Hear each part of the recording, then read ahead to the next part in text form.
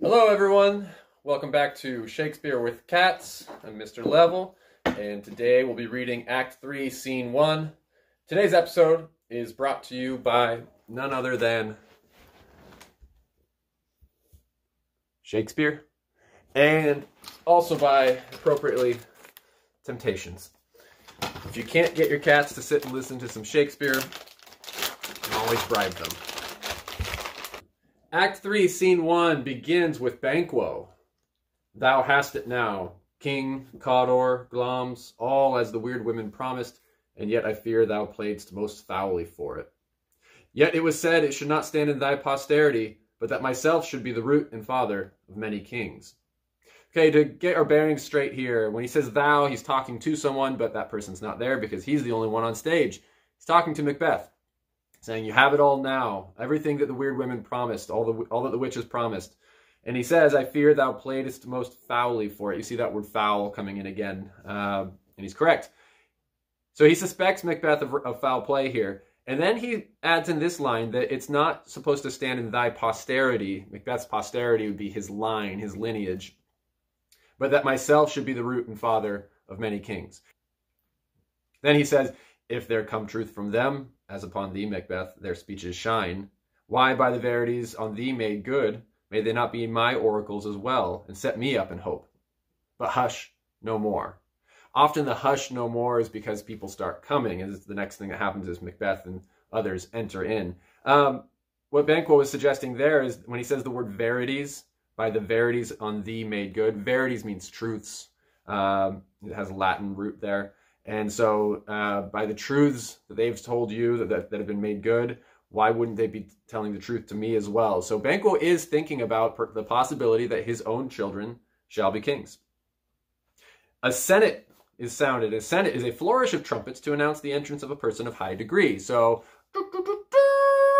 enter Macbeth, Lady Macbeth, Lennox, Ross, lords, attendants. That scared away the cats. Anyway, Macbeth says, here's our chief guest. Lady Macbeth says, if he had been forgotten, it had been as a gap in our great feast, and all thing unbecoming. Tonight we hold a solemn supper, sir, and I'll request your presence. Banquo replies, let your highness command upon me, to the which my duties are with a most indissoluble tie forever knit. So obviously Macbeth is inviting him to come to a supper that night, to a banquet. But Banquo's response here takes a little dig at Macbeth's loyalty. Notice how he says that you can command me because you're my highness. And he says, to the which my duties are with a most indissoluble tie forever knit. In other words, you can never undo the connection that I have, that my duties have towards you. That's forever bound together, unlike Macbeth's were to Duncan. Macbeth doesn't necessarily respond to that. He says, ride you this afternoon? Aye, my good lord. We should have else desired your good advice, which still hath been both grave and prosperous, in this day's council, but we'll take tomorrow. So, in other words, if you weren't going for a ride, then we would have had you come and counsel us today at today's council. We would have liked to hear your advice. Is it far you ride? As far, my lord, as will fill up the time twixt this and supper. Go not my horse the better, I must become a borrower of the night for a dark hour or twain. Banquo's saying that it's far enough. How far is he riding? He's riding far enough that it's going to fill up the time between now and supper time. So that whole time, he's going to go for that long of a ride. And then he says that he must become a borrower of the night for a dark hour or twain, meaning that for an hour or two, it's going to be dark when he's returning home. That's how late he's going to be riding. Fail not our feast, my lord, I will not. We hear our bloody cousins are bestowed in England and in Ireland, not confessing their cruel parricide, filling their hearers with strange invention. But of that tomorrow, when therewithal we shall have a cause of state craving us jointly. Hie you to the horse, adieu, till you return at night. So Macbeth here changes the topic over to our bloody cousins bestowed in England and in Ireland. That would be Malcolm and Donalbain. And what are they doing? They are not confessing their cruel parricide. Macbeth is trying to promote this official version of reality, where apparently People are meant to believe that Malcolm and Donalbain are the ones who killed their father. And you notice the word parricide sounds kind of like homicide or suicide. It's a killing of, in this case, killing of a parent. Filling their hearers with strange invention. What strange invention, what strange things might they be inventing and telling their hearers, telling to others there? Probably that Macbeth is the one who actually did it, or that they didn't do it. But Macbeth calls that strange invention, as if it's fake news. But of that tomorrow. Goes Fleance with you? Aye, my good lord, our time does call upon us. Now remember, Fleance is Banquo's son. So yeah, Fleance is going with him too. Macbeth says, I wish your horses swift and sure of foot, and so I do commend you to their backs. Farewell. Banquo exits, and Macbeth turns to everybody else and says, let every man be master of his time till 7 at night. To make society the sweeter welcome, we will keep ourselves till supper time alone. Well then, God be with you.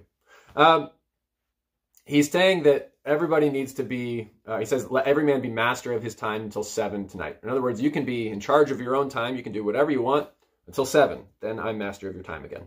And to make society the sweeter welcome, to make it even cooler that you're having dinner with the king, we will keep ourselves, our royal self, we, the royal we here, alone. In other words, he's not going to be hanging out with any of these people until supper time. Everybody exits, even Lady Macbeth, except for a servant and Macbeth. And Macbeth says to the servant, Sirrah, a word with you? Attend to those men our pleasure. Now, the word Sirrah is just the same as the word sir, but you say sir as a sign of respect to someone who is socially above you. Someone socially inferior, you would say Sirrah to that person. The servant says, they are, my lord, without the palace gate. Bring them before us. The servant exits, and oh no, we've got a whole Macbeth soliloquy coming right up. I'm going to read the soliloquy. I'm going to start off with the first sentence, and then after that, I'm just going to go through it. You'll want to dig into it on your own more to kind of get at what he's saying and also what is being implied. But the first sentence is, just to get things clear, he says, to be thus is nothing, but to be safely thus. The key word here is thus. What is he talking about? He's talking about being king. It means nothing to him, he's realizing, to be king if he can't be safely king. So, in other words, if his throne is in danger, if his crown is in danger, then what's the good of being king? Our fears in Banquo stick deep, and in his royalty of nature reigns that which would be feared. 'Tis much he dares, and to that dauntless temper of his mind he hath a wisdom that doth guide his valor to act in safety. There is none but he whose being I do fear, and under him my genius is rebuked, as it is said Mark Antony's was by Caesar. He chid the sisters when first they put the name of king upon me, and bade them speak to him. Then, prophet-like, they hailed him father to a line of kings. Upon my head they placed a fruitless crown, and put a barren scepter in my grip, thence to be wrenched with an unlineal hand, no son of mine succeeding. If it be so, for Banquo's issue have I filed my mind. For them, the gracious Duncan, have I murdered, put rancors in the vessel of my peace, only for them, and mine eternal jewel given to the common enemy of man to make them kings, the seeds of Banquo kings.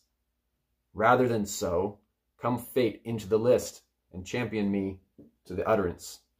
Who's there? The general gist that hopefully you're picking up is that he's got a bone to pick with Banquo here. He fears Banquo. He does not feel safe in his crown, and what's the point of being king if he can't feel safe? So Banquo is the one he now worries about. He worries that Banquo perhaps could be a threat to him, but also he worries that everything he just did ends up benefiting Banquo. If he's the one who gets to have the legacy of kings, and Macbeth is not, then what was the point of all of this? So when it comes back down here, he says, rather than so, come fate into the list, and champion me to the utterance. So rather than letting that be the case, come fate into the list. And the list is like a tournament, okay? Almost like a bracket. And come bring fate into it. And basically like he wants to fight fate and champion me to the utterance. So here he is suggesting that he wants to take down fate. He doesn't want to let Banquo's, he doesn't want to let the Weird Sisters' premonition about Banquo's sons becoming kings. He doesn't want to let that come true. Who's there? Enter a servant and 2 murderers. To the servant, he says, now go to the door and stay there till we call. Tank? Really? Who's there? Enter a servant and two murderers. Now, the two murderers would just look like poor people. They're not necessarily standing there with bloody, knives or anything. To the servant, Macbeth says, now go to the door and stay there till we call. The servant exits. Was it not yesterday we spoke together? The murderers say, it was, so please your highness. Well then, now have you considered of my speeches? So, in other words, just to give us our framing right, sounds like Macbeth has already spoken to these men. And here he is speaking with them a second time. Let's find out why. Know that it was he in the times past which held you so under fortune, which you thought had been our innocent self. This I made good to you in our last conference, passed in probation with you, how you were borne in hand, how crossed the instruments who wrought with them, and all things else that might to half a soul and to a notion crazed say, thus did Banquo. So going back to the purpose of this conference here, he says, this I made good to you in our last conference. What did they talk about in this previous conference, this conference that did not happen on stage? He said he made this good to them. In other words, he made this clear to them. What did he make clear? That it was he that had held them under fortune. Okay? He, in this case, would be Banquo. Okay? Banquo is the one who's been holding them down. All right? And then at the end, he follows that all up and clarifies it with, thus did Banquo. The first murderer says, you made it known to us. Macbeth says, I did so, and went further, which is now our point of second meeting. So here comes the point of the second meeting. Do you find your patience so predominant in your nature that you can let this go? Are you so gospelled to pray for this good man and for his issue, whose heavy hand hath bowed you to the grave and beggared yours forever? We are men, my liege. All right, before we get to that great line from the first murderer, Macbeth is asking him a question. He's really asking a rhetorical question of, are you so patient that you're just going to let this go, let this slide? Are you so gospeled? In other words, are you so righteous and holy that you're going to pray for this man, for Banquo, even though he and his lineage have for all time held you under fortune and sent your people to the grave? And the first murderer says, we are men, my liege. What does he mean by that? There's several possibilities. One possibility. We are men, meaning we are men, we're going to do what's right. We're righteous men. We're not going to do something wrong. It's a possibility. Another possibility, he might be saying, we are men, we are weak. We are not so patient. We are not so gospeled. We are not perfect. Okay, so being imperfect men, we might do that. He could mean we are men sort of like the manly macho way, right? Like we are men, we're not going to stand here and take it. We're gonna fight against that. Macbeth, though, is going to, either way, he's going to be responding to that by saying, I, in the catalogue you go for men, as hounds and greyhounds, mongrels, spaniels, curs, choughs, water rugs, and demi-wolves are clept all by the name of dogs. So yes, that list was all a bunch of dogs, even though I'm sure you're probably not familiar with the chough, the water rug, or maybe the demi-wolf. But these are all different types of dogs, he says. Sorry, cats. Just ignore this part.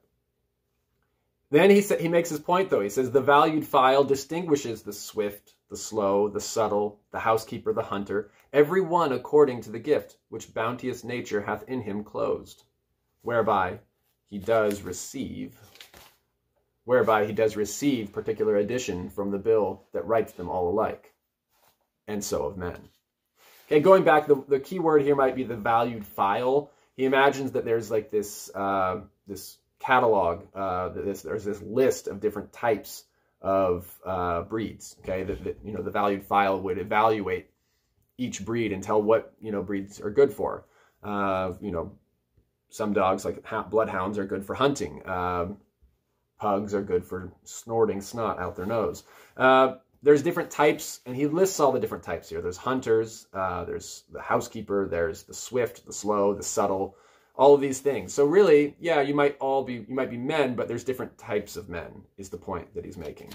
And from that, he's going to follow up. He says, now, if you have a station in the file, not in the worst rank of manhood, say it, and I will put that business in your bosoms, whose execution takes your enemy off, grapples you to the heart and love of us, who wear our health but sickly in his life, which in his death were perfect. In other words, if you have a station in the file, if you want to have a station, a rank in the hierarchy of men that is not the worst rank of manhood, say so. Now, some of you might be thinking the worst rank of manhood would be to be a murderer, but Macbeth's thinking of it differently. He's thinking of them as lowly, poor. There they are. And he's saying, if you don't want to be poor, if you don't want to be lowly, then I will, then say so. And if you say so, then I will put that business in your bosoms, whose execution takes your enemy off. If you execute the business that I'm going to present you with, then it will get rid of your enemy, Banquo, and it will grapple you to the heart and love of us, the royal we, perhaps me and Lady Macbeth, but you will be in good standing with us, we who wear our health but sickly in his life, which in his death were perfect. Macbeth just said that his health, his own health, is sickly as long as Banquo was alive, but if he were dead, it would be perfect. The second murderer responds, I am one, my liege, whom the vile blows and buffets of the world hath so incensed that I am reckless what I do to spite the world. First murderer says, and I another, so weary with disasters, tugged with fortune, that I would set my life on any chance to mend it or be rid on it. Okay, so the first one to speak was the second murderer, but he says, I am one whom the vile blows and buffets of the world hath so incensed. In other words, the world has sent him blows and buffets. The world has beaten him up. And he is so incensed, he's so enraged by that what is he? He's reckless what he does to spite the world. He wants to get the world back, and he's reckless in how he wants to do so. He doesn't care. He wants to just do harm to something somewhere because he feels like that's been happening to him. The first murderer has a similar answer. He's saying yes also, but in a different way. He says, and I, another, so weary with disasters, tugged with fortune. So in other words, he is so impoverished and is so down on his luck that I would set my life on any chance to mend it or be rid on it. In other words, I would put my life on the line. I would risk my life for any chance that will either mend it, make it better, or be rid of it. So one way or another, I'm going to get out of this horrible, dire situation I'm in, either by risking my life and getting a reward, or risking my life and losing it. Macbeth says, both of you know Banquo was your enemy. True, my lord. So is he mine. And in such bloody distance that every minute of his being thrusts against my nearest of life.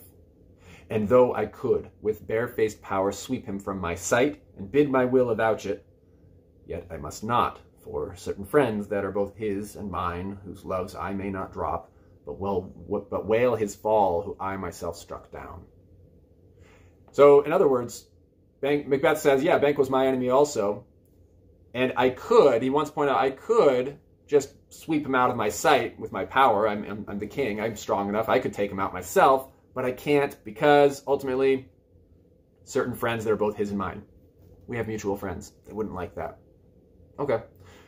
And thence it is that I to your assistance do make love, masking the business from the common eye for sundry weighty reasons. In other words, this is why I need your assistance. We need to mask the business from the common eye. The common eye would be the eye of the public for many weighty reasons. Dang, I realize. Sorry, it's treat time. We shall, my lord, perform what you command us. Though our lives, the first murderer starts to say something. You notice there's this big dash because Macbeth doesn't really care what he has to say. They said, yes, that's enough. So Macbeth cuts him off. Your spirits shine through you. Really, that's what's happening. Within this hour most, I will advise you where to plant yourselves, acquaint you with the perfect spy of the time and the moment on it, for it must be done tonight, and something from the palace. Always thought that I require a clearness. Okay, so within an hour, I'm going to give you the perfect plan for how to perform this. But this has to be done away from the palace. It can't be done at the palace. And with him, to leave no rubs nor botches in the work, Fleance, his son, that keeps him company, whose absence is no less material to me than is his father's, must embrace the fate of that dark hour. Resolve yourselves apart. I'll come to you anon. Okay, he adds something to the deal. He says, by the way, you also need to get this Fleance guy. Why? He gives them a different reason than the reason we know. We know that we need to get rid of, he needs to get rid of Fleance because doesn't want Fleance and Banquo's line to become kings. But the real reason, the reason he gives them is that to leave no rubs nor botches in the work. In other words, just to make sure it's a clean job, to make sure there's no witnesses or anything. Got to take care of him too. The murderers say, "We are resolved, my lord." Macbeth says, "I'll call upon you straight, abide within." The murderers exit, and here comes another one of my favorite Bruce Willis lines. Here, Tank, you got to check this out. Total Bruce Willis moment. You're going to love it, Tank. He says, enter Bruce Willis. "It is concluded. Banquo, thy soul's flight, if it find heaven, must find it out tonight." I think Bruce Willis would say that really well. You'd care more if you knew who Bruce Willis was.